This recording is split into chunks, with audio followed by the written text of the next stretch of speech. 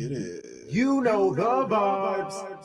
Shady gang, shady gang, shady gang.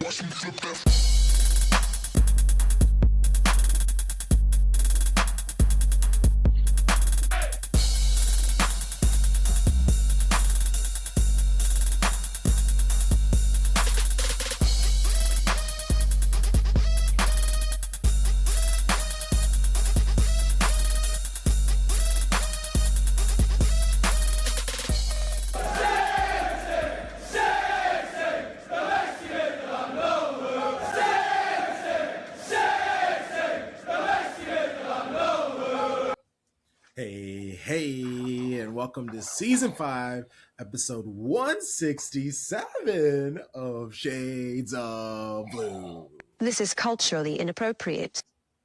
We are the most comprehensive show about Manchester City, covering both the men's and women's game, spanning both sides of the Mason-Dixon line.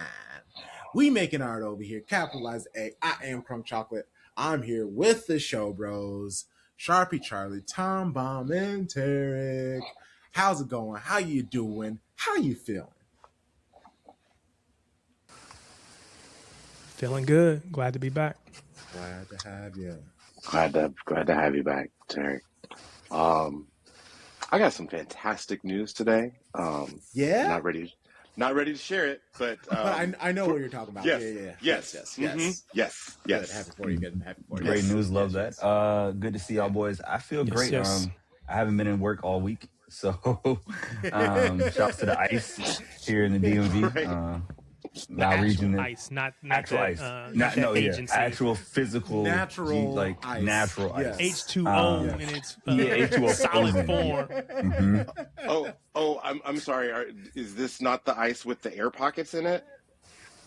Oh God. Y'all heard? Have y'all heard about this? No. Oh yes, the Brittany Mahomes, the fake ice conspiracy. That doesn't melt. It doesn't melt. Yes. I saw this.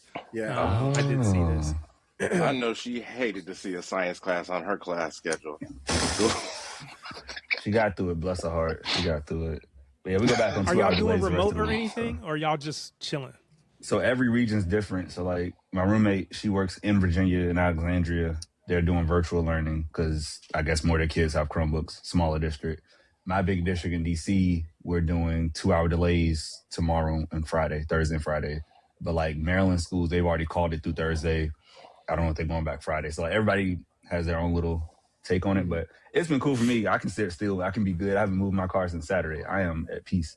So You better warm that mug up tonight. yeah, we get up nice and early, warm it up. But yeah, man, I'm good, man. Happy to see y'all though. Let's talk some city, baby. How you doing, Crunk? Yeah. I always get to ask. Yeah. All things are good over here. Yeah, it's been nice. Everywhere else is more messed up when it comes to weather. Like north of where I am, I feel like weather definitely was worse, and definitely south. So it's very interesting that, like, don't get me wrong, we still had like negative 30 degrees, but that was really just for like one day, and then it's been over 0 degrees lately. Yeah, there was just like a day and a half. For our British listeners, this isn't Fahrenheit. So Yes, this is Fahrenheit. Do the math. calculations. Yeah. It's like double negative for y'all. Right. How Shout much snow out. did you end up getting, Crunk? Oh, actually, not much. Maybe like a few inches. It really wasn't too much. We didn't get much like sleet or ice or anything like that. Like it was very manageable. And then I saw, the rest of the country. It felt like I was like, goodness gracious. I've never watched so many weather reports, so I could know what was going on. And like, okay, snow is coming first, and then it's sleet. And when you put these things together, these snowplows don't operate as well because now it's ice. Nope. And we won't hit freezing until next week. So above freezing, 32 degrees Fahrenheit. We won't get there till like Tuesday. So, and another storm's supposed to come this weekend. So yay. I love winter. It's the best. While we're talking about dumb people, did you see Candace Owens talk about how her trees around her are frozen and it's 30 degrees and none of the ice is melting off of the trees? And she's like, I've never seen this before. It's 30 degrees and the ice isn't melting. And it's like, yes, freezing point. Like you talking about the freezing point reminded me of that. I was like, oh my god, all these people that have been left behind. Goodness gracious, George W. An entire generation. He will pay for his crimes. Yes, yes. Oh my gosh. Shout out to Third Child, our producer, for our intro and our amazing Watch Along Goal song. So many other sound bites that we use. If you're watching on YouTube, hello. Like the video, subscribe if this is your first time here. Leave a comment. We love responding to our comments after when you're watching it. Like some people, like in real time while they're watching, leave comments. So there's like multiple comments. I love that. Big fan, big fan. If you're listening, audio only experience.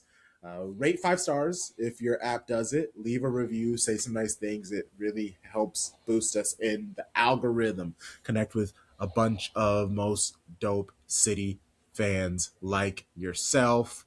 And for the real ones, Patreon. We have our match previews there. We have a great interviews, episodes, conversations.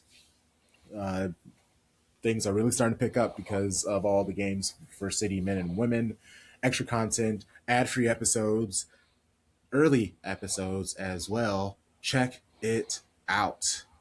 In today's episode, we'll talk City back-to-back wins. Last week was all the sads. This week is all the happies. Back-to-back clean sheet. Oh man, I didn't even put two and two. No, wait. Mm-hmm. Yes. For some reason, I thought we gave up a goal against Wolves for a second. I was like, so back-to-back clean sheets. Actually, back-to-back 2-0s. Lots to be happy about because of the score, but there is a lot of nonsense in those games that we will talk about too. And then our baby blue baddies. We have the win against London City Lioness, continuing that lead, getting further and further from Chelsea. And then we have to look ahead to the games. It's a battle against London this weekend for City. The men travel to Tottenham, and the women welcome Chelsea at the Etihad. So yeah, tons of great things to talk about. Let's start off with their match against Wolves. When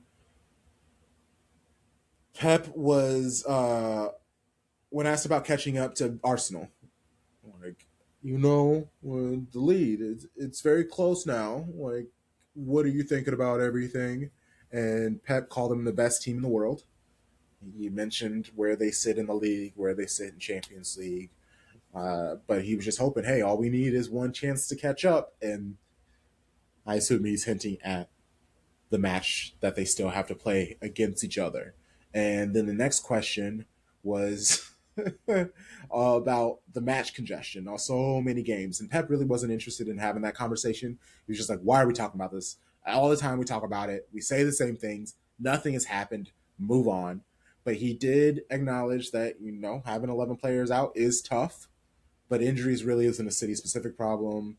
He mentioned all the teams in the Premier League who are in these extra competitions have injury problems. He mentioned Spain has some key players missing in their teams. It's just what everybody has to deal with. He did back in my day, we used to get 4 days between games, but that's all done and over with. You get 3 days, but even the 3 days, it's like it's barely 72 hours. It's like, we'll give you 71 and a half before you have to play again. What I thought was funny, he was even asked, like, Pep, if you were like the head of football, well, like, what would you do to fix the sport? I'm not, and I will not be. I swear to God. I swear to God. He's like, I don't want that pressure. By the time I get away from you guys, I'm gone. I want to be playing golf.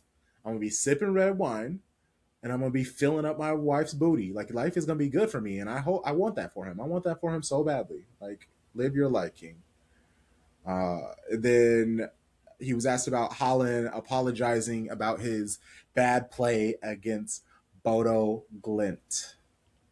He has not to apologize. He has to do his best. And he's trying. And when the team doesn't win, it's not belongs to one player. It's for everything, for everyone.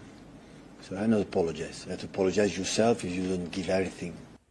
It's not on him, only him, but also don't apologize, just do better. like what do you want? So I mean, I like it, I respect it. He did applaud the leadership group in the squad because they refunded the traveling City fans who flew to the Arctic to watch Manchester City crumble. Like, it was not great. He then asked people to give Rodri some credence, some patience, some empathy and understanding. He's been injured for 11 months. And jokingly, seriously, quickly pivoted to his thoughts on Champions League. I know it's a disaster having 13 points in the Champions League, I know that. But they have 8 points with 13 points. 8 teams with 13 points. One of them, one of the best teams in the world. But for them it's fine, but for us it's a disaster. I know our standards are so high, guys. 8 teams shared 13 points going into the Champions League. I mean, we're talking about the Premier League, we'll get to it, but City weren't the only club in this like precarious situation, and you really would have thought it was the end of the world for Manchester City. Starting 11, Donnarumma, O'Reilly, Gahey makes his official debut. Huzanov, Nunes, Rodri, Silva, Reinders, Semenyo, Shirky, and Marmouche getting the start. So Foden, Holland rested. That was a really big conversation leading up to this match because Holland apologized for his bad play. He mentioned how he's playing so many matches.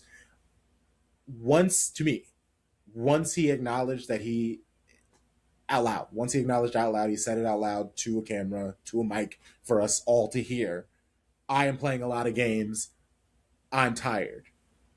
You have to bench him, right? You have to sit him. And I obviously will get to the game today. I was hoping that he was benched to rest him up for today. But honestly, I would have been okay if he was benched for multiple games because once you say something out loud, action has to be had, correct? Like when you saw the lineup, the Gahey addition, Marmouche getting the start, there were changes. What did you like? What didn't you like? Was there anything that worried you? Tarek, we'll start with you, my boy.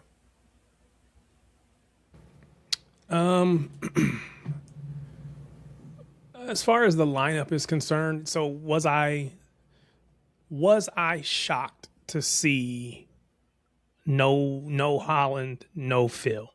Yes. But I also understood that they hadn't been playing well and they probably needed a break. And so having Marmouche back allowed that to happen. So I was good with it, but I was a little bit shocked just because, again, I didn't know if Pep was ever going to actually drop Holland. But I did think it was necessary because we can't just keep running the same players out there and expect them to not get hurt. But other than that, yeah, I mean, it was pretty much what I was expecting. Of course, Gahey coming in. So yeah, I think it was pretty much what I was hoping for, what I was expecting given the circumstances.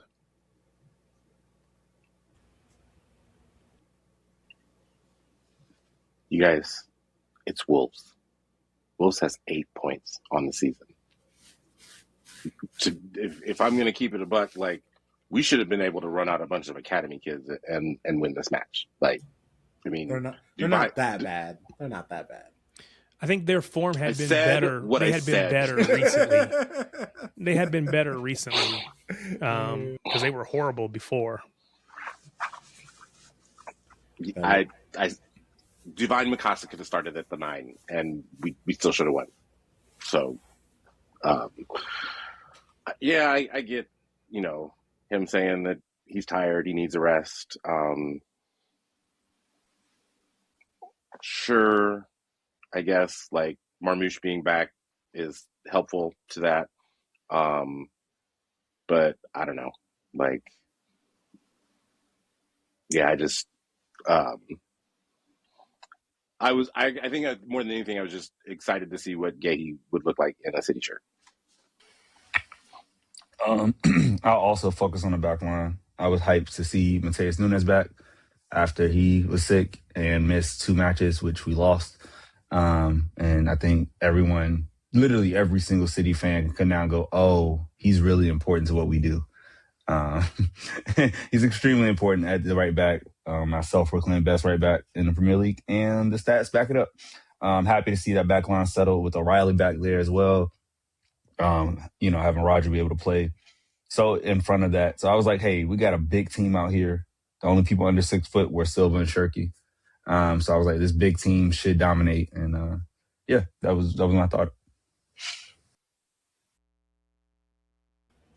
And dominate, they did. I mean, it was Marmoush goal in the 6th minute. Semenyo scored a gorgeous goal in 2 minutes, extra time in the first half. That was kind of it when it came to the match. It was a little disappointing, I guess. I mean, in both games, honestly. They played so well, dominant at times in the first half, and then almost seemingly took their gas off the pedal and weren't able to add on to the score. Most important thing is, of course, getting the win. A clean sheet's even better. A Gahey introduction. Rodri did okay. Obviously, I played Pep, or I said Pep told us to give him some time, be patient with him. This is better than the Bodo Glint. Like the Bodo Glint, him getting sent off was embarrassing. I guess that's the only way I can even phrase it. Is it was embarrassing. So to see him play slightly better, that was fantastic. Marmoush being able to get a goal in a first start from returning from AFCON, that was exciting. We don't really, obviously, unless obviously the Semenyo goal, the Marmoush goal, we can talk about that. Wolves being little shitheads. Shout out to somebody in the chat. They pointed out that Wolves lead the league in tackles or in fouls, excuse me, and it's like they had like 35 more than Bournemouth in second. We saw tons of just egregious fouls in this match. It would have been laughable if I wasn't so pissed off. It's kind of wild. I'm complaining about Wolves' fouls because City technically had 16 to Wolves' 14, but it definitely felt like their fouls were worse. Like, I guess that's weird to say, but it just seemed annoying at how awful they played. Oh, and then the freaking non-handball. So the ref, I guess that there's like so. Let's talk about the non handball because that was so egregious. Like my man's hands were out like this, and the ball hit his arm. Like what are we doing? And what, like Taylor Twellman, what are we doing? Like that is It's like Christ the Redeemer. Look at me. In what world is that not a handball? Like, and what's craziest about it is the fact that 2 officials told him, "Hey, call it a handball. We see this as a handball." He went and saw the handball and still went, "Nope, I'm going to go with my own decision. No handball." I think that's kind of the most egregious thing. This was his debut as a Premier League referee. And I like the confidence and believing in yourself, but I don't know. I was just always raised to use the tools and resources at hand. And when people tell you, hey, it's a handball, it's just kind of, I don't know. You would just think that is common sense, but also VAR is wrong all the time. So it is kind of this like tough situation. But as a City fan, damn right, I'm pissed. I'm annoyed. And we were excited to see him. We were like, all right, black man, we see some melanin as a referee. And then he just immediately had some like bad calls. Like there was a foul on Shirky that he called Shirky as the fouler. Like it was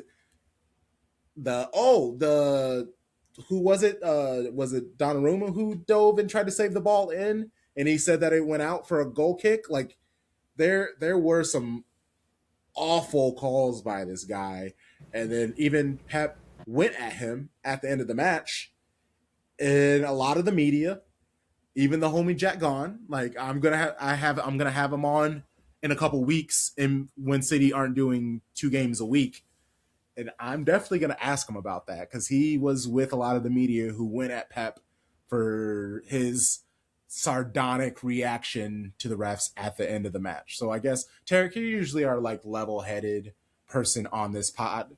Uh, do you think Pep did too much with his post-match reaction to refereeing the wrong call on the handball by the ref?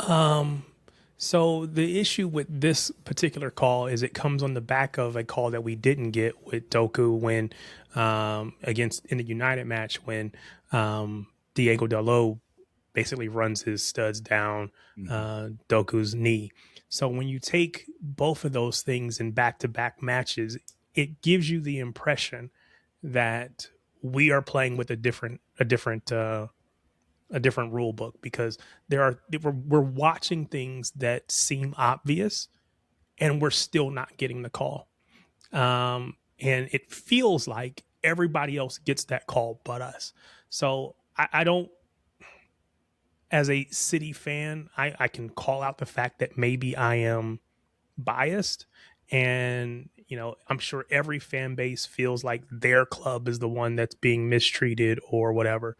But when they tell you, dude, we see a foul, go back, double check it, and that I don't have this actual number, this is a made up stat, but 90+% of the time, anytime VAR, it tells you to go check, it ends up being overturned or whatever VAR is saying. So for the rare case that it doesn't, we're in one of those situations, right? So all in all, was Pep over the top with his comments? I don't think so, because again, it comes on the back of everything else, and somebody's got to call out, hey, this doesn't feel fair here. It doesn't feel right. It doesn't feel like, like I said, we're playing with the same rule book. And so I like the fact that Pep called it out. Of course, I'm not surprised that PGMOL and others kind of circled the wagons around this ref, again, a new ref, who it felt like was being celebrated in the media, celebrated by other fan bases, rival fan bases, for not giving what feels obvious. And again, I think if we're being honest and having an honest conversation, every single fan base to a team would have wanted that call if it was going the other way. So again, at the end of the day, you can't cry about it. You can't, you got to move on. We ended up getting all 3 points, so it is what it is. But do I think that the wrong call was made? Yes. Do I appreciate Pep for calling it out? Yes. Does it change anything? Probably not. But somebody's got to say it. For me, the PGMOL is the worst refereeing group in Europe. As someone who tries my best to watch, I watch 4 to 5 pretty consistently. I'll pop in on a League One match every now and then, but they don't do this in Germany or Spain or Italy. Like, it's just not this bad. Spain, and that's where like Pep's issues are. It's the continued bad decisions. Like, he was still mad about the derby and what happened with Dalot not getting a red. He brought that up. So like, when you have everybody at a breaking point, and if you're gonna be sarcastic, that's better than him like, going off during the match and getting a car. I think Pep knows what he's doing, right? He's like, hey, I'm not gonna hurt the team in the middle of the match. We're trying to keep a clean sheet. I don't want to go crazy, but I also know like, no, I'm gonna get this out, because he sat on that for like an hour and a half, basically in real time. So I'm happy and even Marmouche in the moment, he just kept playing, right? It would have been great if he had scored a goal after that, because clearly he was even like, yo, what? And he tried to shoot it, we got a corner off of it, but it definitely was a bad look. So, but it's the same. It's the usual for the EPL. The richest league in the world has the worst refs in the world. It does not make sense. Joseph Guardiola is one of the most decorated managers in the history of the Premier League. Even if you just look at his Premier League success, right?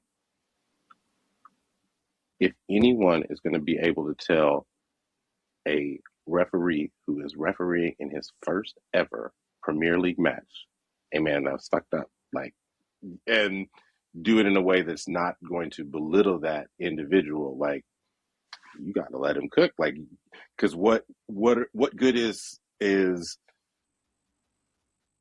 resume if he's not going to call out the things that are wrong?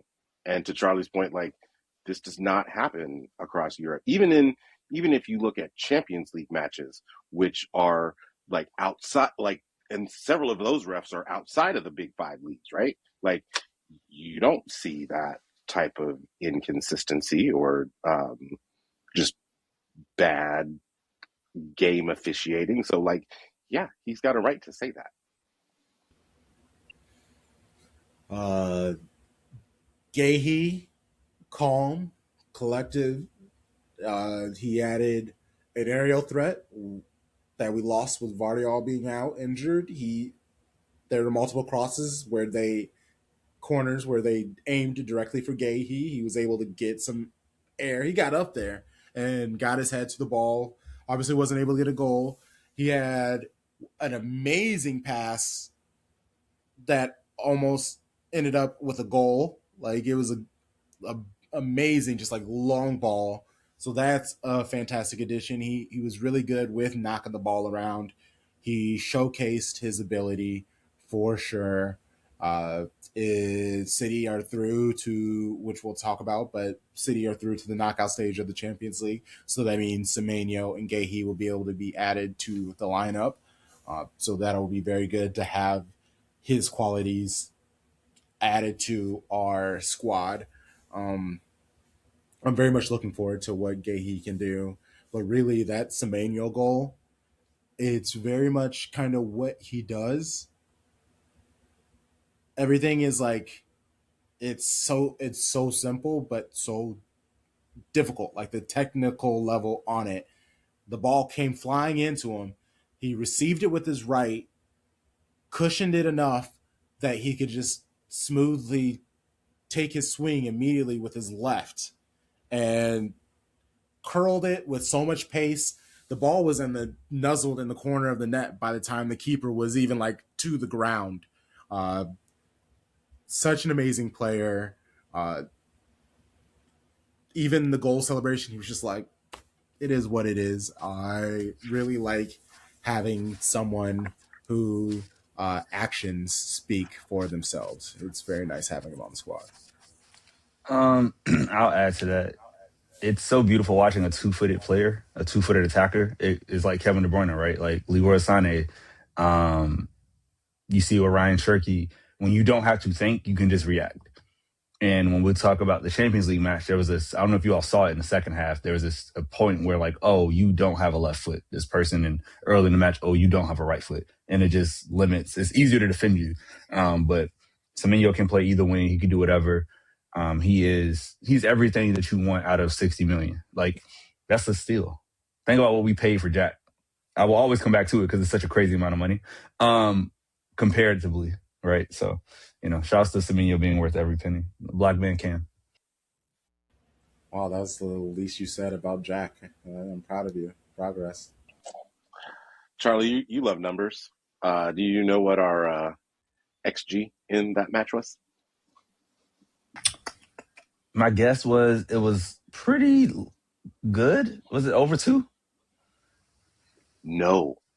It was super low. That's right. Yeah. Okay, I got it mixed up. Yeah. Like, so, like, to be like, and I'm not really sure what FOTMob necessarily rated Marmoush's shot as, but like, Semenyo's shot was based off of the difficulty and where he placed the shot, super low. But like, that's the type of shot that you would want from a player that you brought in to bolster your attack on the wings specifically. Like, just because that he can do that from either side. Like, if he's like on the other side of like the box, he's gonna be able to put that away with his other foot. Like, so just him being worth all of that money, like, is so prescient in just that goal alone.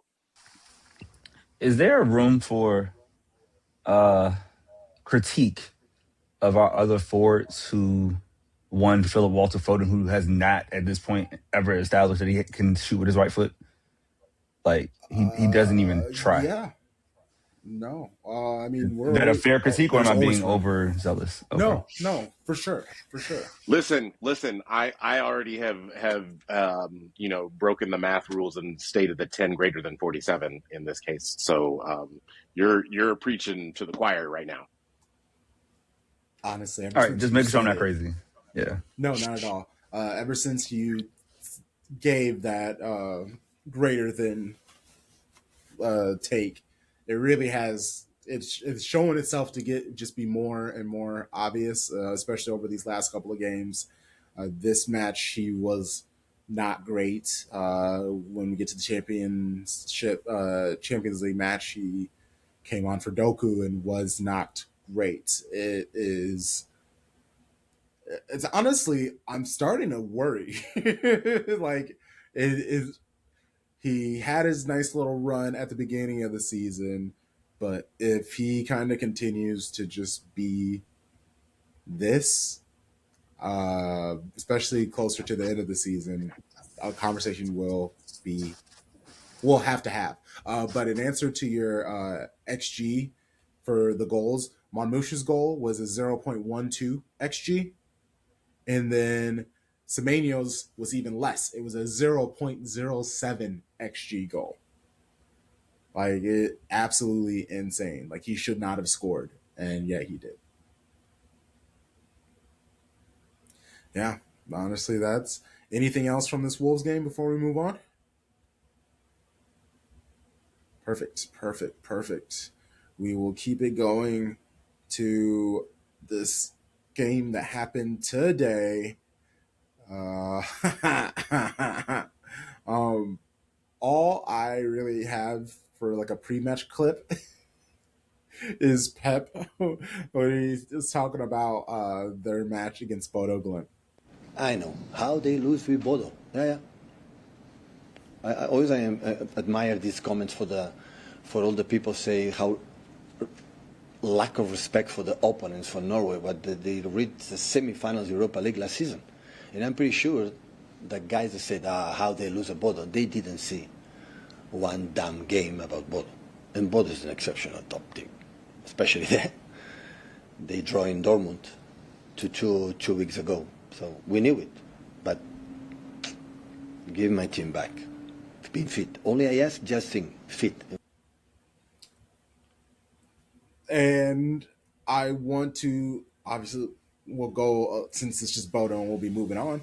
Bodo Glimt also won their match today in the Champions League, and because of their back-to-back wins against clubs. They're in the playoff, baby. There we go.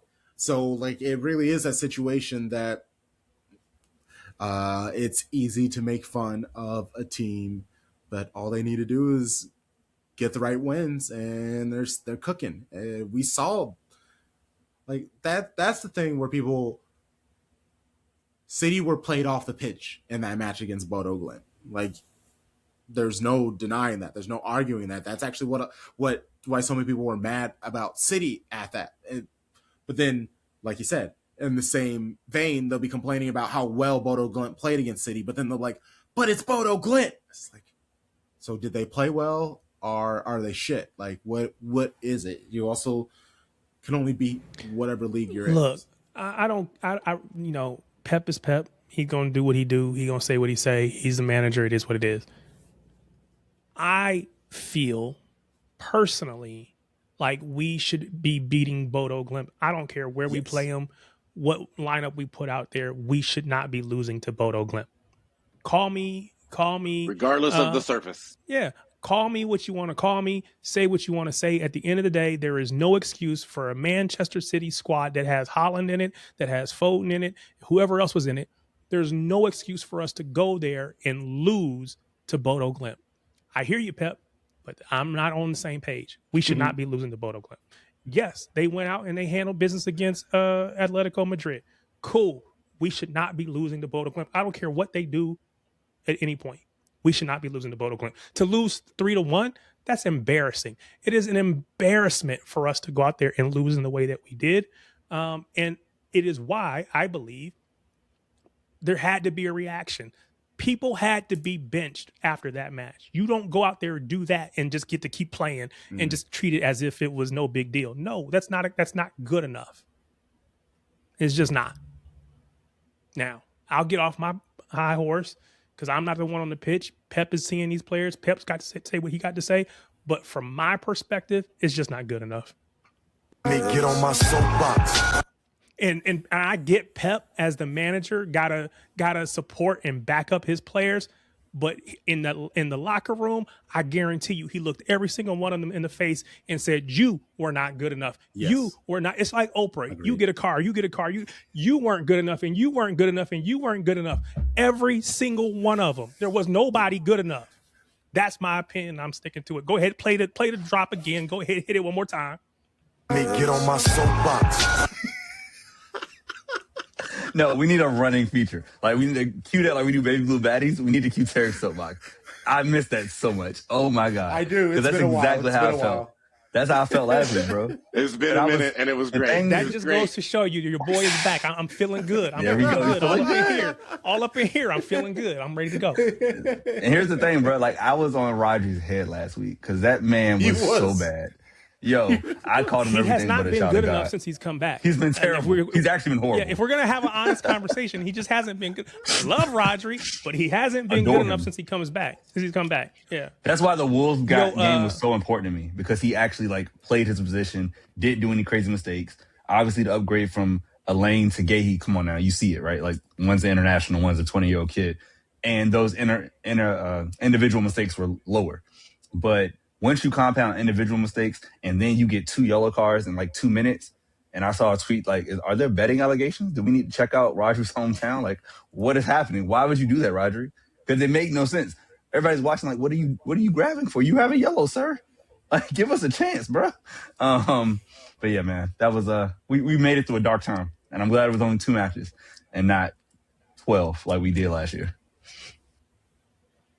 Yesterday, when I got ready to do my stream, Gina told me, "Listen, if you get too excited, I'm gonna come downstairs and tell all your little friends that you got to get up off this stream."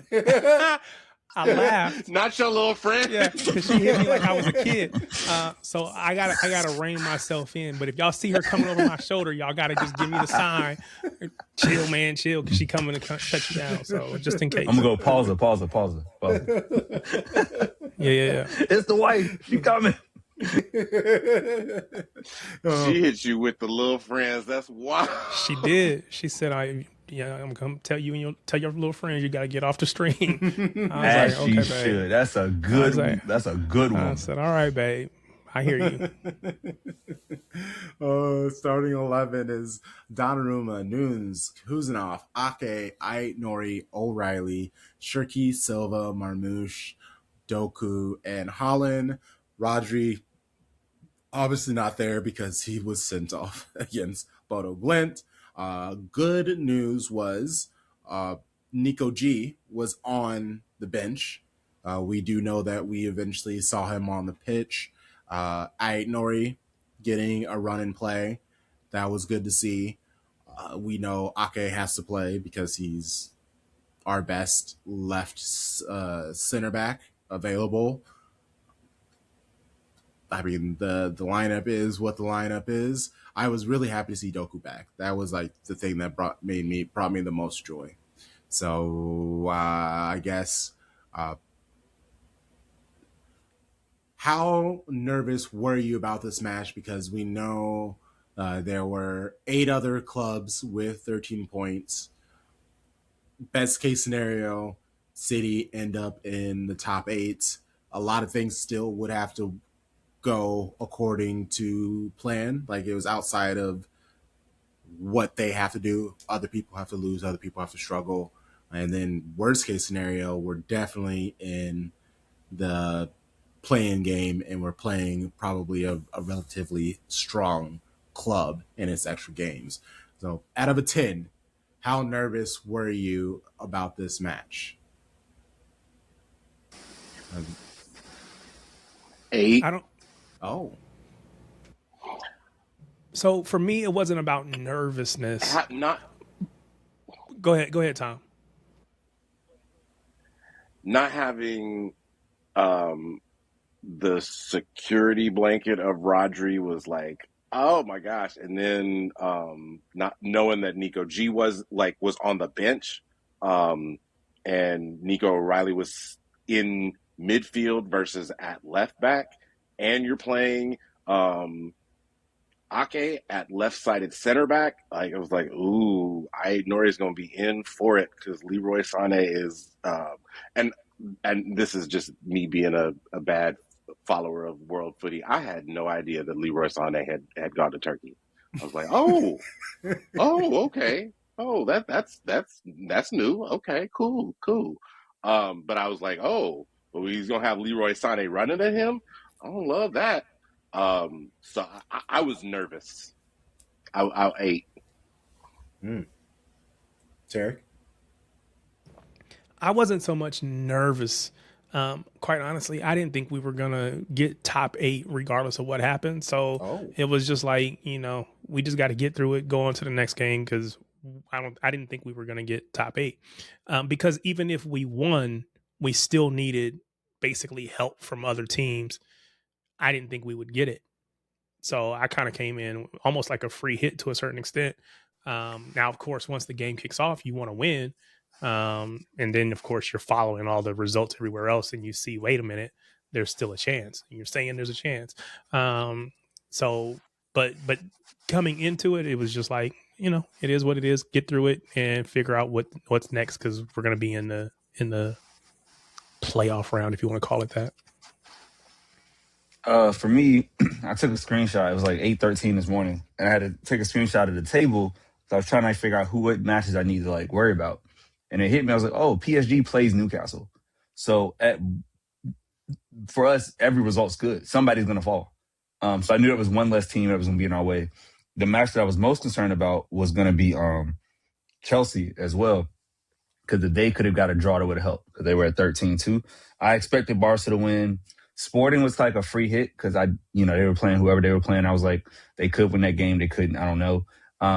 But once I saw that we control our fate in a way, I got really sad about the goal difference because I knew hey, if we get tied and then a team like Barcelona who has scored so many goals and has a better goal difference, we're going to get knocked down, maybe that. So I wasn't nervous about us winning. I had us 9 out of 10, we were going to win.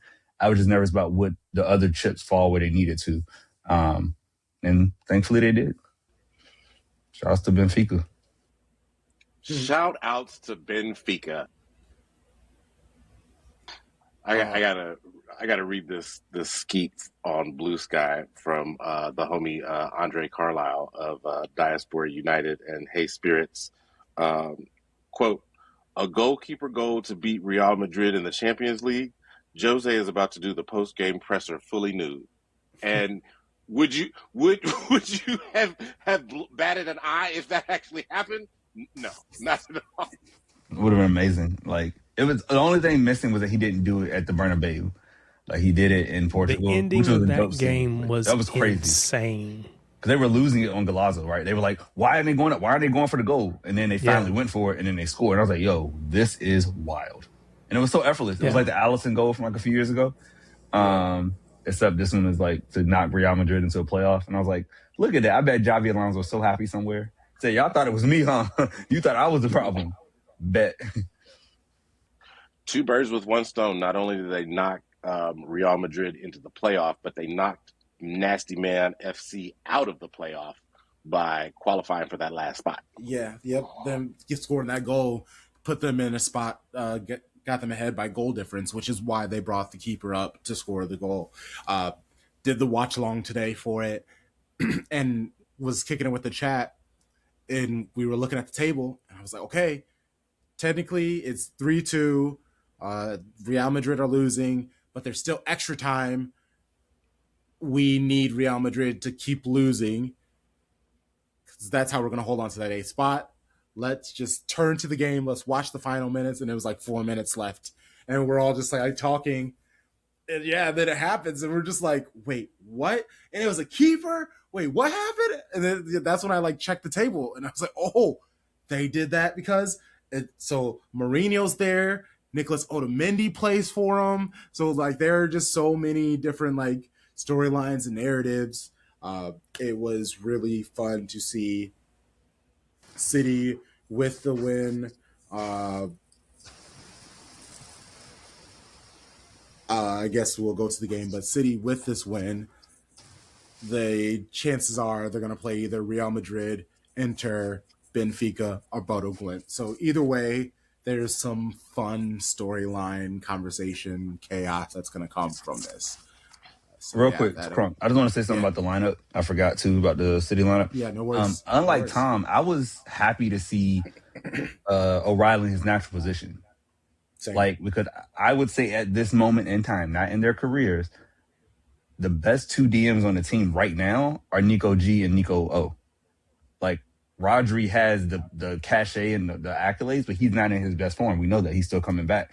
So to know we had that type of athleticism there when you're going against an Osmihan who's up top, I was like, yes, this is going to be helpful because Kuzanov's a beast, but you also want to have support. And then I'm just happy that he stopped playing Foden and Shirky together. They don't do well together. It doesn't work. So it doesn't work because they need to be in the same places, and Shirky's better than Foden at this point in time for all my people who are Foden fans. So bring on somebody else who can run. And that was Marmouche today. And I think like the results were wonderful. Yeah. Nico O'Reilly. This is his second time that he started as a DM. And I very much enjoy it.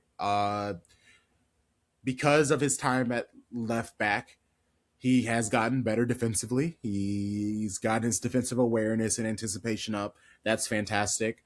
Because he's had to be tidier on the ball as the left back, that has also fed into his ability as a holding midfielder.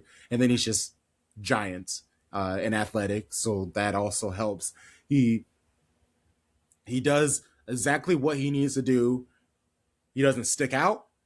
There really wasn't anything that he did that like excelled or made me be like, damn. But also he didn't stress me out. Like he just did exactly what he needed to do. He was where he needed to be, and that was perfect.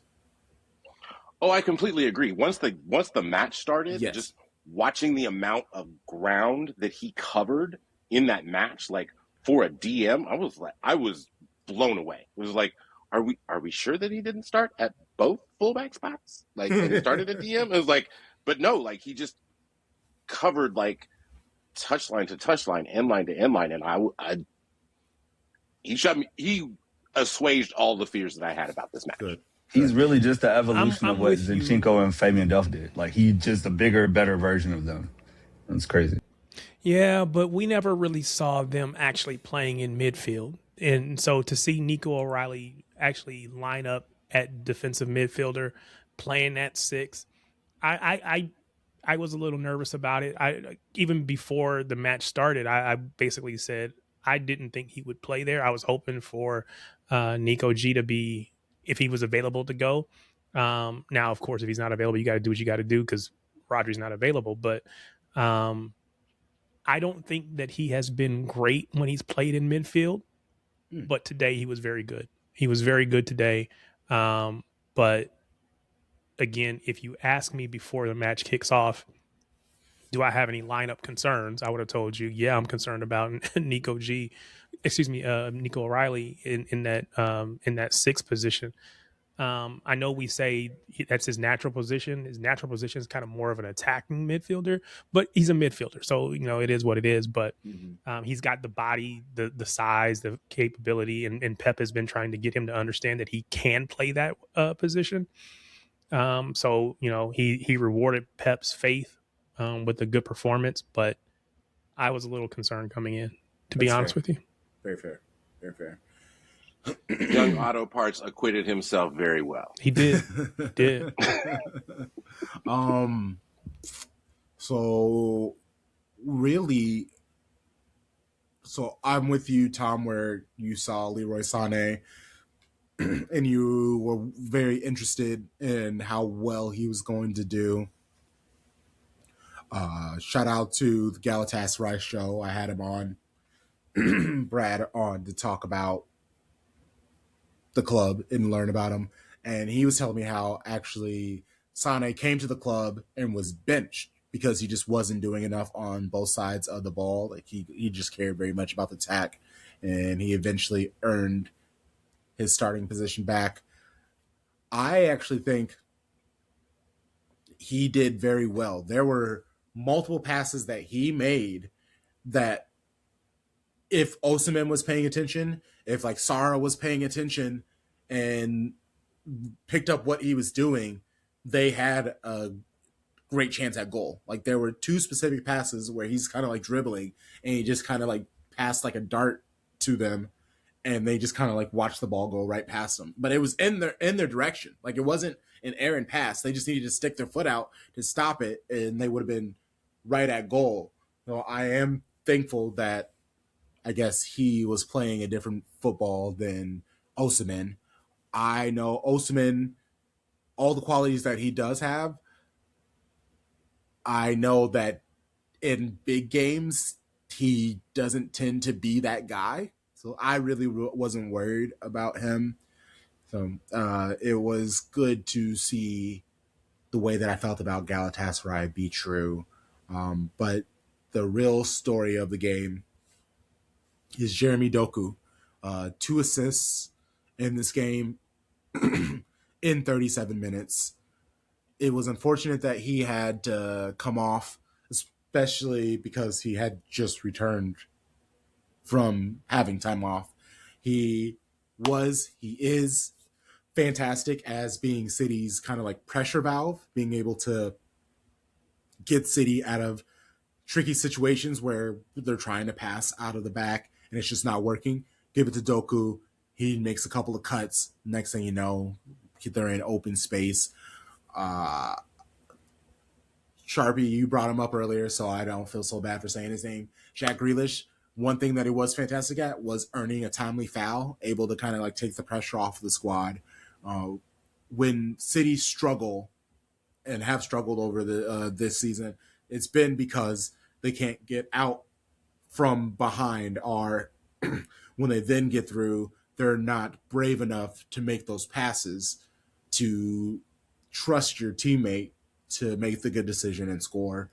That is exactly what Doku did on both of the goals. That is what Doku did on multiple times to get City out of terrible situations. Like it's gotten to the point where when Doku's not playing, I find myself being like, damn, I really wish we had Kovacic, just because that's also something that he was really good at, was like dribbling through presses and being brave on the ball. What I will say, Ake, Kuzanov, they did themselves, made amazing line breaking passes. We then had Ait Nori. When he had space in front of him, he had no fear in taking it, in being willing to possibly get cut off or attacked by somebody else. But he was fantastic. Nunes, we know how he is. He's press resistant. The only problem with all of this compliments I'm giving out is that's to our defense. Like we need our offense to be able to do some things. Like Marmoush, all of these, like all the players on the squad, they're talented. Marmoush, he's great, but he really just thrives countering, running straight with the ball coming down to him, and then him taking advantage of that space there. Shirky, phenomenal creativity. He's hard to take off the ball, but what he really needs is another player to kind of do the 1-2s with. Bernardo, he makes great choices. Once upon a time, he could take on people in spaces, but he's old man Bernardo. That's not really his game anymore. And then Foden, just Doku can't be replaced. So it's just, even when Doku came off because of his calf injury, like the way that Pep hugged him and put his arm around Doku, like you can tell Doku is loved by that bald man. Like he adores Doku, and we all know why. I appreciate it. We cannot replace him, like Pep said, and it's just always we cannot replace him. Well, I feel like this. We definitely made our chances better at replacing him with Semenyo on this in the squad. Not in this Yes. match here. There was nothing that was coming off the bench that was going to be close. But I am just like we saw against Wolves again, different level of competition. But you give me wingers of Marmouche and Semenyo with Shirky as the 10, I'm happy. Like I can do that three behind Holland, and we'll figure out the rest. I will say this: you made a point about Bernardo, and it hit me today watching it. He does so much more work in the back end running. Like he is running Yes. his ass off for us. Like the back Yeah. third, the defensive third, the mid third, the midfield. He is always moving right away. He like I'm going to get the ball. We're not going to have any early mistakes. Like you could see that type of like that's my role today. Because I think he had the like if he played further forward, he could get in the pockets and like figure it out. But his job is not that. He's like, let y'all young boys cook up front. I'm gonna make sure we secure in the back, especially with like we talked about Nico O'Reilly back there. So Yeah. that his role is masterful. And I have come around to understand where he is in this part of his career. He's not supposed to be doing the guy who was the right winger who killed Real Madrid. It's not his role anymore. His role is to be the vet, to lead, to put in the hard yards, as they say, and like make sure that he is the quick outlet when the back line is struggling. He can go clean up some. He could take the foul if we need to, right? He has all that knowledge. Like Pep says, like he's going to be a club legend because he's done this and he is always healthy. Like we've never had like, oh, Bernardo's out for a month. Can't remember it happening. And availability is a great ability. So credit to Bernardo because the finishing was actually terrible. Like, can we talk about Holland's misheader? Like that was wild. Yes. It was Oh so man. easy. Like you saw Pep on the sideline be like, just do this. Just do a little header. And he flies out of nowhere, misses the whole net. I was like, bro. Oh, Jesus. I was nervous. Like, that's when I got nervous. When he missed that wide ass open chance, I was like, okay, well, here we go.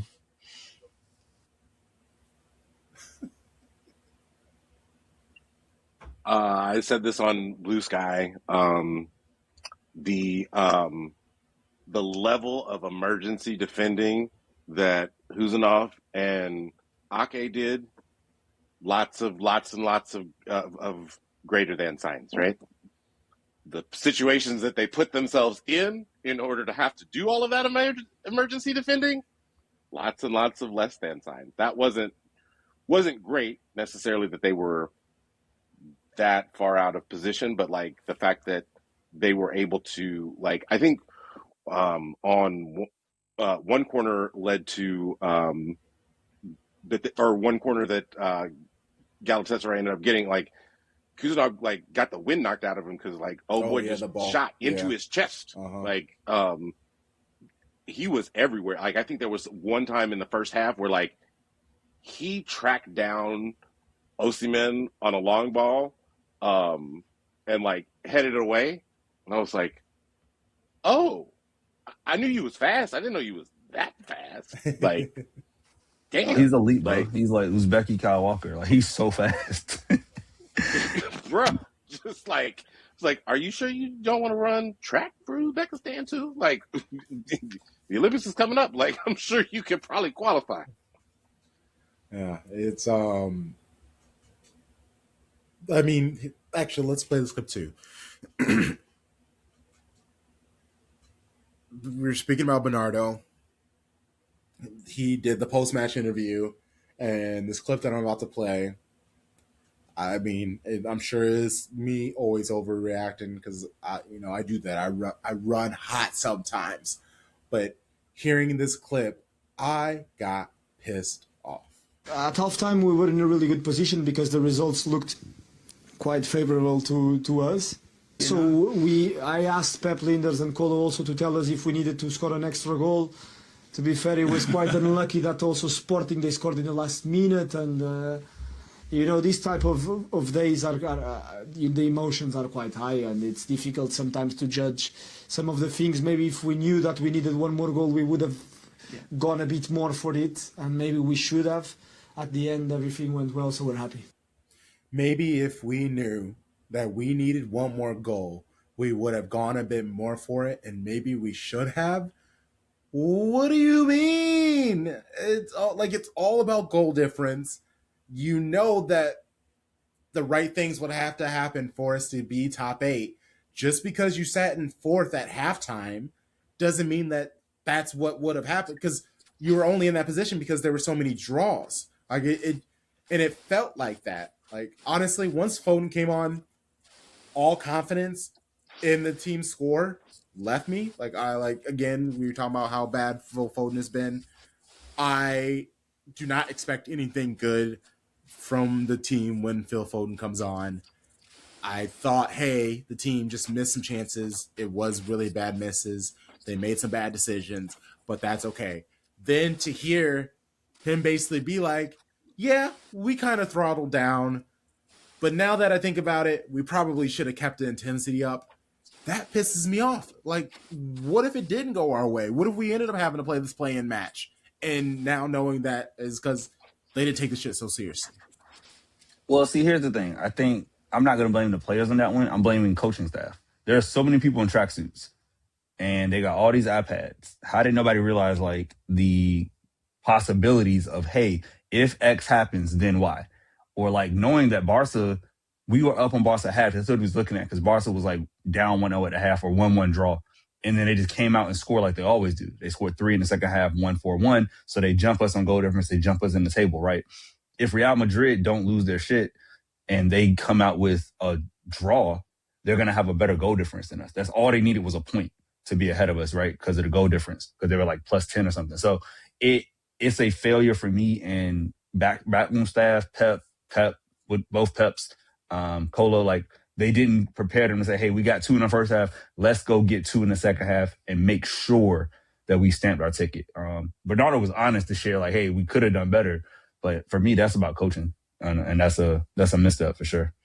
It's almost like the Leverkusen thing, where, like, why would you put that lineup out in a big match? It's kind of like that now. It's like, why wouldn't you take it seriously to keep going and just tell them go play? So coaching can be better for sure. No, that's fair. And lucky for me, I'm very good at spreading my disappointment out to as many people as I need to. So, and same thing even with that Leverkusen match. I was, yes, annoyed at Pep for putting out the lineup that he did, but the players shat themselves in that game too. Like, they didn't cover themselves in glory. So it was like this situation. It was a failure all around. But again, Doku cooking the 2 assists, found Haaland on a run. I think he was the only person. I lied. Late in the match, I want to say it was Shirky who I think made a pass to him that Haaland wasn't able to do anything with. But there were many chances where Haaland was making a very good run. Foden had like 2 of them where he should have passed it to Haaland, but for some reason he went either left or right, even though Haaland was technically the straight, easier pass. It just frustrates me how, like, bro, just make the pass. But I do like that the team seemed to, at least at the beginning of the game, again, when Doku was on, they were making those passes. Like, Nori, some of those passes he was making, Ryan Nori was making some really good passes. Yeah, but there was one time where he had the chance to release Haaland, and he was late, and Haaland ended up being offside, and so he had to pull back on a break, and I was like, pass the ball! I'm working in an office as I'm watching on Paramount Plus, and, like, try to limit my outbursts as much as possible, like, stay professional, et cetera, but, like, that one you broke that broke that one time. Was like, pass the ball. Like, everybody was like, what's going on? What? Sorry, what's going on? You good? But yeah, but there was just that one, just that one. The Jeremy Doku ball to Haaland was exquisite. It was pinpoint perfect. It was exceptional. It would have been a great ball if it had come from Kevin De Bruyne. We would have thought no different. That pass, A1. It was exceptional. And it just goes to show, I really think he thrives when he can come inside. He's not, kind of chained to the touchline. Mm-hmm. And he can be free, which is kind of that role he plays for Belgium. He can get the ball, go wherever he wants to with it. His ability to come inside, because once he comes inside, now he can go left or right. Whereas when you're on the touchline, you kind of have a built-in defender to one side. So got to give that man credit for that ball, because like I said, it could have come from Kevin De Bruyne and it would have, looked, it would have been perfect. It would have been exactly the same. That's how good that ball was. And also like the composure to make the easy, simple pass on the second goal, right, to Cherky. He just pushed it over to him, didn't go crazy, didn't hold on to it. It's like a player in basketball where you do your first two moves and then you get off it.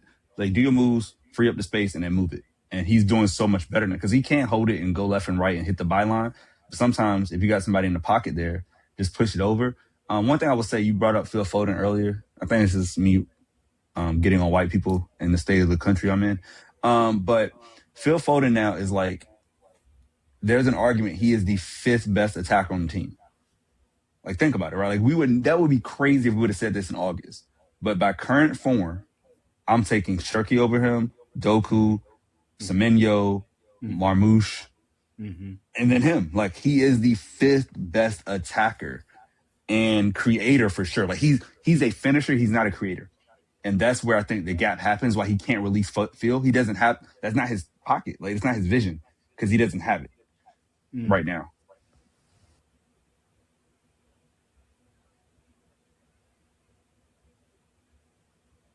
Oh, I thought you were about to say something, Tom. So that's why it's okay. I had to rewind it back in my head. I was like, what?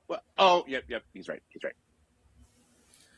Yes, definitely. Because I mean, he tried to create even that.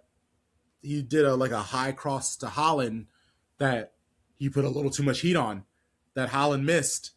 I guess I know why you went high, because if you go low, he could have just No, you don't. No, you don't, Crump, because it's a terrible pass. Don't make excuses for that stupid ass pass. Put that shit across the 6 and let Holland finish it. Why are you trying to put a header there?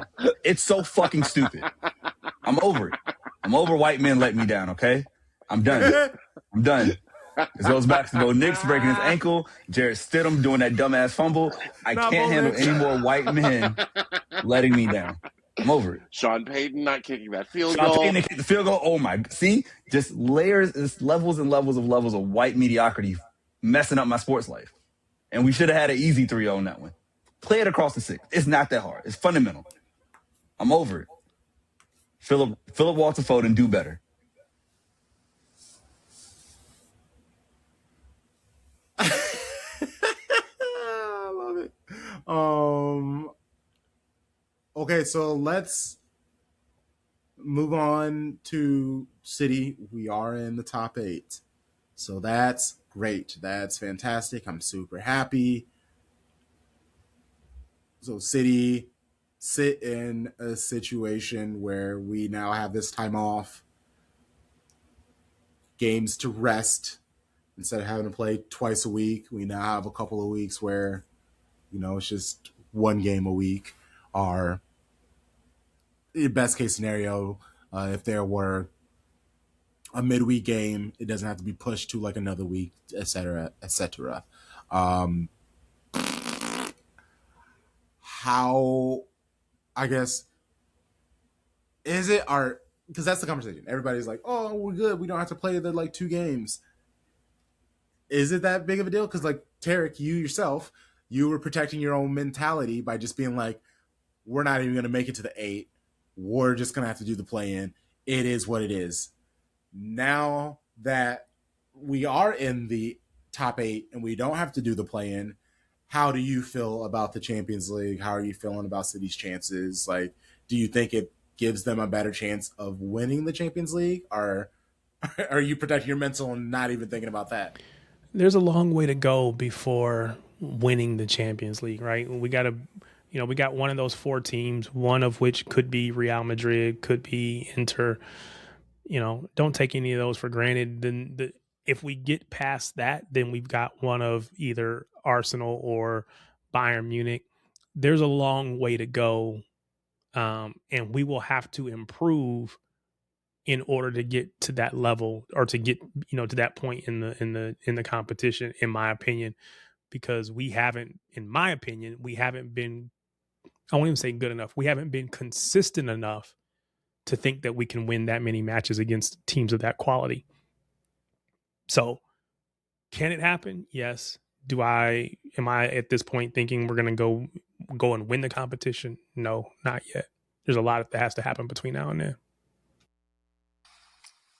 I think the break that we're gonna get, not having to play FA Cup on that weekend on Valentine's Day, like we get that week off before we get Newcastle in the league, where Newcastle has to play that midweek.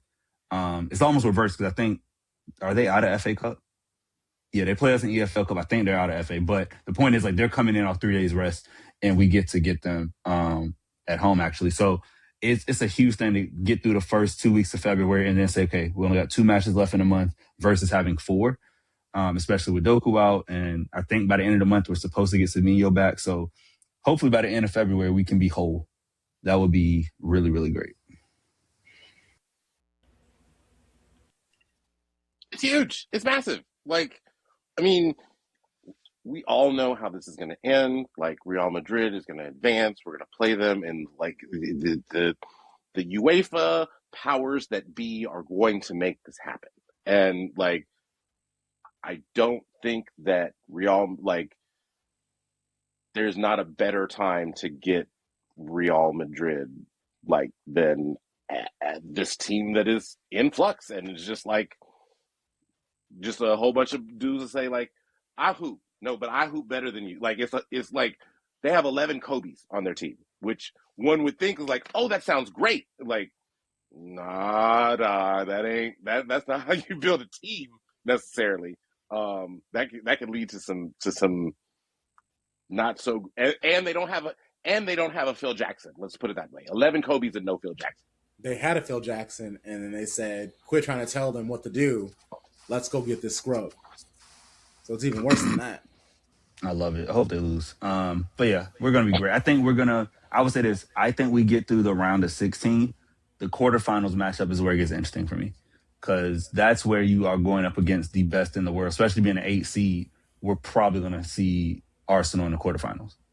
I fully expect them to get through the round of 16. So yeah, that's where it's like, ooh, now we're going to have that thing like that year we played Liverpool in Champions League, and we had to see them and do them in the league. We just had these 3 matches that were crazy tense. We won the league, and I think we lost Champions League that year. But yeah, it's going to be springtime's going to get real interesting.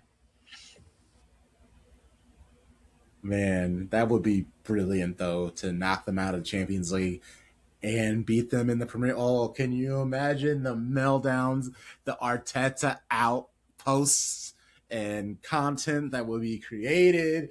That's gonna be so tasty. I would immediately put an alert on the Shirtless Plantain show. Oh my God! Immediately, whoa, do that. Coach will lose his mind, bro. Yeah, they would be on it. Gabby would go crazy. Like Mitch, like, yeah, that would be really fun to listen to, because the cracks already starting to hit. Right, we have the draws, we have the drop points. United scored 2 bangers in your house. Like, it's looking like, oh my God, here we go again. It's like that GTA meme. Oh shit, here we go.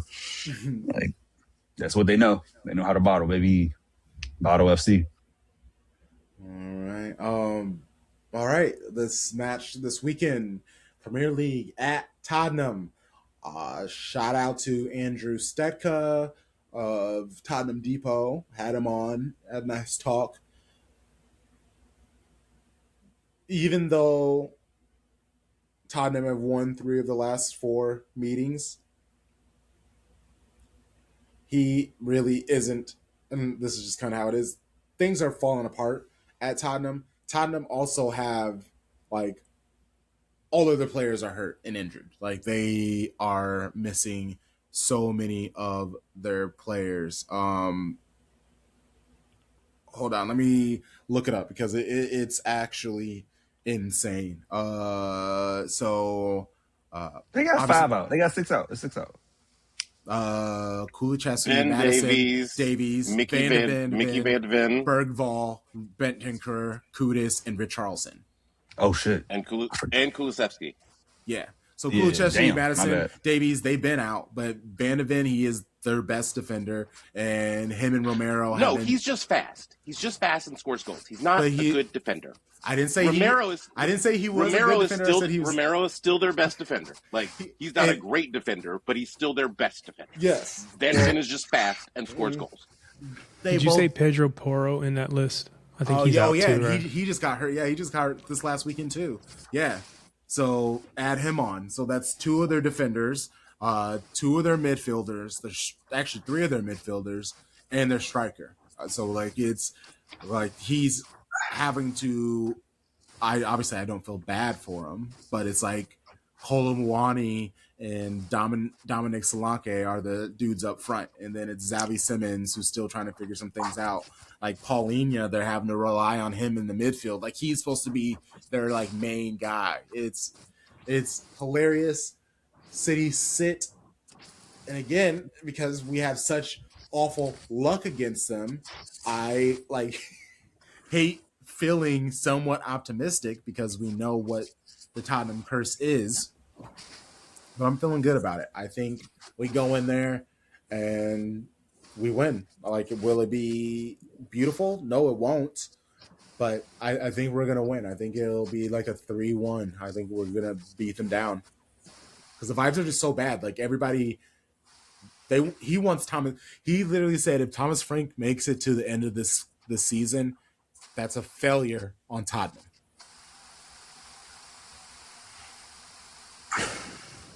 He's not wrong.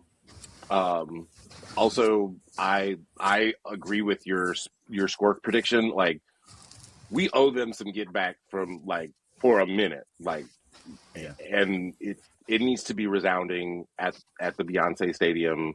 3-1. Like, yeah. I'm gonna back us for a clean sheet. Their attacking is good, but like we see in their back line and their midfield, like we should be able to hold the ball. With Kuzanov and Gehi playing, I don't think Kolomani is gonna run free. I like our fullbacks against their wingers. Like when you look at all the matchups, I just think we're better. So I'm gonna go classic 2-0 sheet. We get them back for the 2-0 they did to us in August. I like that. What do you got, Terry? I'll go 2-1. 2-1 us. I think we'll give up a goal just because was what we do, but I think we win 2-1. I like that Arsenal plays the day before us, so we know what we have to do 100%. Like either we're like, oh, they drop points, so now we can make the league closer, or we just got to keep up. Like that added boost of not going before them is great. I like that they play first. So thank you to the yeah. Because I mean, it really, especially because the lead is just 4 points now. The pressure really is on them. It really is. And they're going 2 leads, so if they don't win, you just drop 2 points. Ellen Road is not the place that you want to go play a match. And they're doing well. Like they're in good form. They're like, hey, I'm ready. DCL could score on them boys. Like, please, Brandon Harrison. I need a white win. Come on, guy. Come through. Also, shout out to for some reason a Leeds fan joined our watch along, and they're being nice, but they were like bantering the entire time. It was fun. It was really fun. And apparently they have a really huge addition to Ellen Road that they're doing. They're adding 20,000 seats. Whoa. Red Bull money. That makes a lot of sense. Yeah, I'm like 20K. That's stupid. That's a lot. It's significant. He was big. He was like, I'm excited. We're adding 20,000 seats, but the waiting list for season tickets is 25,000 people. Yeah, that would put them over 57,000. Their capacity right now is 37. That's crazy. Yeah, they got ambitions for like we want to be a part of like Euro conversations. We want to host. That's almost doubling that's big the money. size. That's big money too. Being able to add 20,000. I respect the investment. Yeah. Now in the table, they only they're 6 points ahead of West Ham, who just sold the homie Paquetá back to Flamingo. So I don't think they'll get caught, but it's not over till it's over. They're not safe by any stretch of the imagination. Like they still got to get points. Okay. Do it this weekend. Get through, please.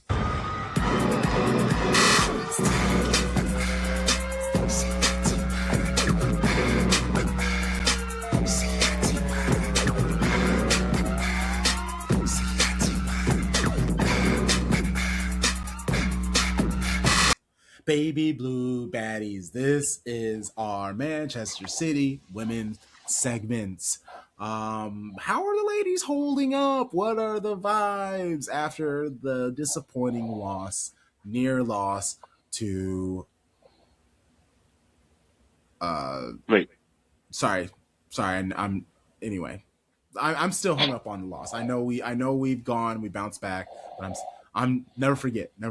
I'm just, especially because we play them next week, so I'm just. it's more like, I think that, and I said this on the 12 a couple weeks ago, like, to the other 4 teams that were semifinalists in this competition, like, that trophy doesn't necessarily matter to them, like, especially like with them playing in Europe. Like, Mark even said, like, I don't want to play an extra match, like, that we got to rearrange. Like, oh, it's like, that means that we got to rearrange a league match, which means that we're playing in the midweek, which means, like, and with everything that they got going on with Champions League, like, they don't want an additional fixture. Like, and you can damn sure believe that with their lack of depth, that United doesn't either. So, it was the trophy that, like, of the 4 teams that were left, it meant the most to us. And the fact that we didn't win, the fact that we didn't advance, that's what hurts the most. That's the thing that, like, really is, like, killing you. And on top of that, like, the fact that then Chelsea went back home and then got smacked by Young Thatch and Arsenal at their crib. That was the first time that they had lost to Arsenal in a home match since before COVID. So, like, I think that's what makes it, like, sting that much more. Yeah, and it's been a decade since Man City last lifted the WSL trophy. Managing emotions, how has Jeggy been able to do that well without, maybe some players freaking out?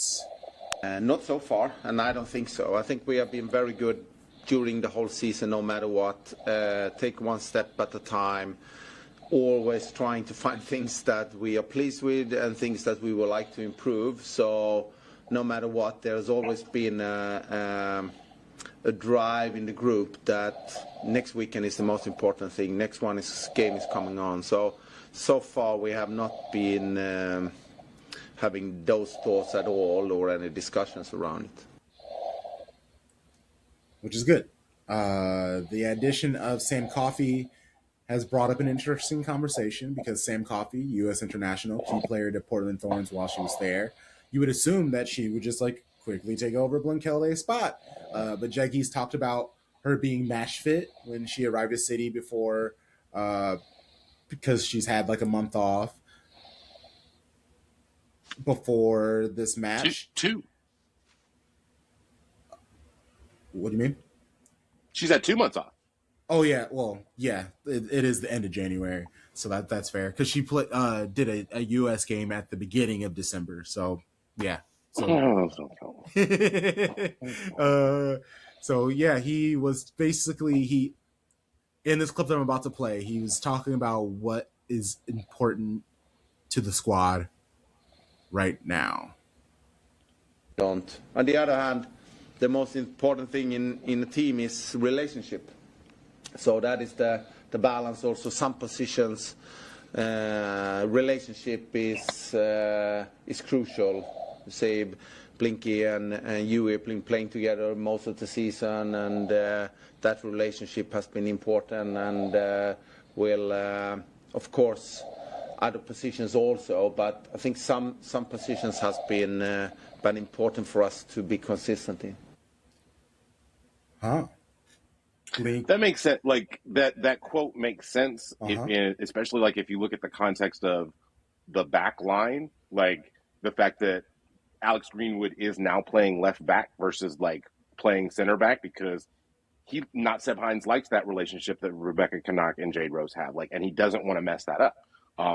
He likes the relationship, obviously, that Yui and Blinky have. Like, he doesn't necessarily want to mess that up. He likes the relationship that Bunny and Viv have, doesn't really want to mess that up. So, like, especially, like, up the spine of your squad, like, no, he's not gonna, like, make some drastic moves. Now, that stated, we can talk about the way that this match looked dramatically different from the first 76 minutes to the last 14 minutes when Sam Coffey was subbed in. Oh, okay. So we can get into the match. Starting 11 was Yamashita, Kasparai, Rose, Kanak, Greenwood, Kilde, Hasegawa, Minama, Carolyn, Hemp, and Shaw. So the game was at London City. 1-2 was the score.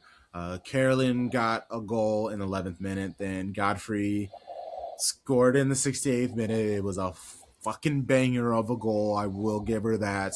And then Shaw with the game winner. The celebration between the players, they ran over to like the city supporters and basically celebrated together. I mean, Sharpie and I, the way that we celebrated during the watch along, it was very, it was multiple fronts, because it was good to see that the ladies kind of stuck with their play. They ended up finding the win. That was great, but we beat them 4-1 the last game. Obviously, London City, they got a new manager. They were headed to the right direction, but I wasn't expecting London City to be as difficult as they were against City. I want to shout out Goodwin. She's like 12 feet tall. She had a lot of good runs. Yamashita Yamashita's so good on one-on-ones that when she had that one, when Goodwin had that one-on-one, like, first of all, like, it was like City's defense just like parted, like, yes, and she just ran through right between Kanak and Rose, and Yamashita to be able to tip that ball onto the post, like, she's such a good goalkeeper that she made London City hit the post several times, yes, and or sky the ball. Like, I get Kosovo Asllani is a decorated Swedish international, but as we were talking to our good friend Silves last night, the football may have left her because she skied a couple of chances in this match, and it was like, ooh, you're too open to not even hit the target. Like, that's kind of embarrassing for your captain 10 playmaker. That's not good. Damn, she like Bill Foden. That's crazy. But except he's a lot younger. But I will say from this match, and Crunk heard this, so Tom, I'm gonna ask you your opinion. I don't know what, and I'll say your title for him. Nat Seb Pounds was thinking moving Carolyn over to the same side as Lauren Hemp after we scored the first goal, because it just made us easier to defend. Like, did you notice that? Because I was just like, yo, what? Why is she over here? We have no width. They are easily able to compact us. Like, what did you think about that decision? I think so. Okay, we talk about this about Craven Cottage a lot, like how the pitch is so narrow. Like, Copper Jacks Community Stadium is a lot like that. Like, their pitch is also very narrow. So, I think that the only thing I could think of that the thought process behind it was okay, it's not going to be advantageous to have me have my wingers holding the width at the touchline, or using my fullbacks to bomb forward.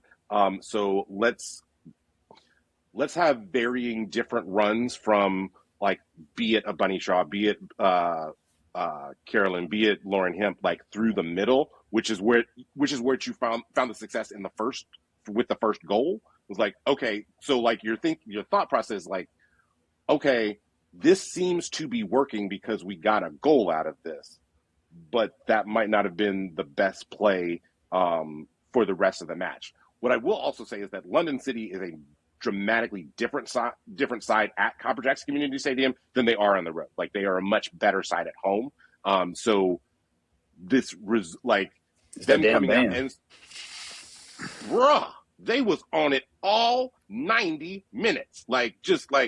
Will they shut the fuck up, please? No, but I mean, shout out, we always talk about wanting good environments at women's football matches, and like especially for a team that has like detached themselves from their men's side, like they no longer have a connection with Millwall, right?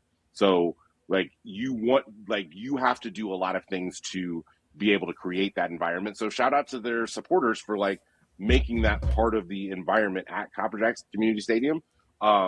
It's just an annoying as fuck place to play. Like, and Yes. that so I think that this really was like the most of all of the results this season for the women. I think this was the most like we are not playing our best match, but we're still going to get the result out of it. And like I don't think that even if we had this roster last year, I don't think that like under either manager that we had last year, I don't think that we get this result. Like I don't think we get a win. I think we go out of there thinking like, damn, we could like we're only up 7 on Chelsea. Like we missed an opportunity to go up 9 points. Like, but I think that with what's not Seb Hines is doing, instilling the kind of confidence that he is in the squad, it's allowing players to like, no, we got this. Like we're going to score this goal. And like hell, before Bunny actually put the ball over the end line in the 86th minute, I thought that Greenwood scored. Like because I like the bouncing because she was I was like, oh yeah, it definitely like I thought it went over the line. And like shout out to Alana Kennedy for like making sure that it didn't, but like it didn't matter in the end because we were able to like Bunny was there. And like also Lete is not a good goalkeeper. Like she is not at all. Yeah, she's horrible. She's actually really bad. Yeah. She's real bad. Like you get why Catacoy starts for Spain and not her. And like she's not about to get any caps anytime soon. Yeah. I want to give LCL some credit though, because as we talked about their lineup at the start of the watch along, like you see the influx of Spanish youth. He put like a young kid at every level, and like they were going like there was not a drop off. Like, when we played them early in the year, you had all the old people up there, so you just ran past them. We ran them over, but now like they could run, and they didn't stop. And that hit for that goal was amazing. Like it was a really good hit. Hate that we couldn't be more clinical on the other end to get more goals, but I mean, Bunny, I think now she's second to Viv for game-winning goals in WSL history at like 23, and Viv has 28 or something like that. Like they're ridiculous. That 9-10 combo, man, it's phenomenal. I think it's hilarious that Sharpie during the watch along actually called the goal before they scored. He was just like, the way that they're playing, like they're gonna score in a moment, and he said it like maybe a minute before, and then even when they were the build up for LCL started, and he was like, "This is not good. This is not good. This is not." And then they scored, and he was like, "See, we were out of sorts." Like you could tell, like when our back line gets stretched and our midfield gets out of place off an attack because they were advanced, and then we lose the ball, and it's like, oh shoot, we got to scramble back. We see it all the time in football. Like it just looked bad. So appreciate that shout, but it was, I mean, to win when you're not playing your best, because we didn't need to win. It was nice to get, but a draw would have been a win on the road. We were like, me and Crump were like, hey, we're going to leave with a point. That's better than a loss. We're still gaining a point. Thank you, Arsenal. So we're up 7 on Chelsea. So to get that goal, that's why we reacted so hyped, because it was like, oh, I had said we're not going to get it. Literally. And we were like, yeah, damn, all right, well, we're up 7. We'll see them next week. Yeah, let's draw them out. Draw out these next 3 games and we win the league. So yeah, to be up 9 now, I never thought that was possible. So I know a couple of weeks ago we asked like, hey, can we win the league? And I told y'all like, no, we're going to win this league. Now we're not Arsenal. We're not Arsenal men. We're not going to bottle this league. This is ours. Or we're not ourselves from previous seasons, because we've bottled the league a couple times. We have. Okay, we have correct. Okay. You're right. All right. You're right. Damn. I'm trying to move forward. I'm trying to focus on the negative, focus on the red. You talking about us, but it's okay because I've been on Phil Fulton head all episode, so it's all good. You know, you got to be able to go at your own. So, oh, okay. Before we get out of here, let's talk about the match this weekend. Oh man, Chelsea. Shout out to Silves of of Shea Butter FC. She's a Chelsea fan, came on and we did a match preview for that. So check that episode out. If you don't know how she feels about Sonia Van Pastor, you will find out. She is not the most optimistic about this match. She was more optimistic than I thought she would be. That's true. That is true. I think we draw, and I'm okay with the draw. Like this in Arsenal, as long as we draw, I could see like a 2-2, 3-3 draw. Anything but lose. That's all I care about. Just don't lose. Sonia will do everything in her power to make sure that neither team scores more than 2 goals, which is why I think that 2-2 is correct. I don't rate their attack. Only because like they haven't shown up in big matches. Like you look at their league performance this year, I think on the whole of the season they have 24 goals. That's 12 less than us. Like 24 and 13. They're not even averaging 2 goals a game. And that's on top of them just having a fiver. Like it's been really bad. So I think, and we saw in the Subway Cup, we should have scored. Like we missed chances. Like we could cut them up. And I think that get back factor to get them back so soon, like 10 days later or whatever, like I think we win 2-1 at the Etihad. Yeah, and the match is at the Etihad. I would have said a draw. So I'll stick with that. I'll go 1-1. Love it. There are 2 great results. I'll take a draw and a heartbeat. Yeah, immediately. Oh, please. Charlie, I'm ready. I'm ready to unleash this tape in front of a paywall. Okay. So we've been hearing like talks are progressing with Bunny Shaw. Talks are progressing with Bunny Shaw. Moving forward. Yeah. This past week, Trinity Rodman put ink to paper on a contract. Right. I think that Bunny Shaw was waiting for that specifically, so that she could go.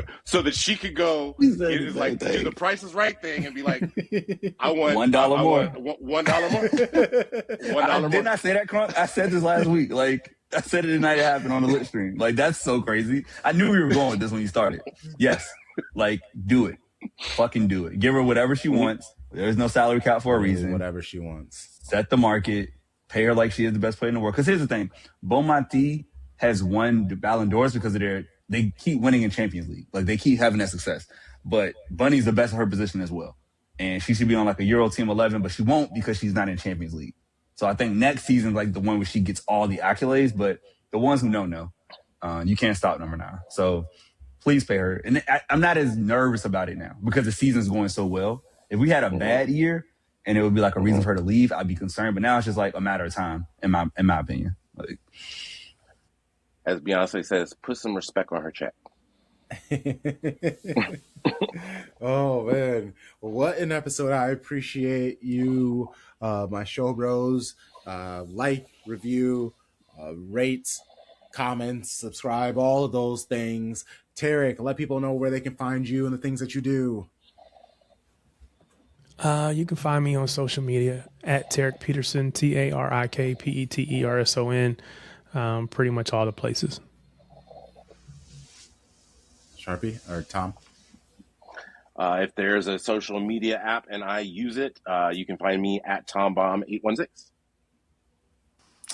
You can find me on the socials at Sharpie Charlie, as well as on the watch along. We got a nice back-to-back on Sunday. Yeah, we did. Can't wait to start off February with a 6-point Sunday. Let's go.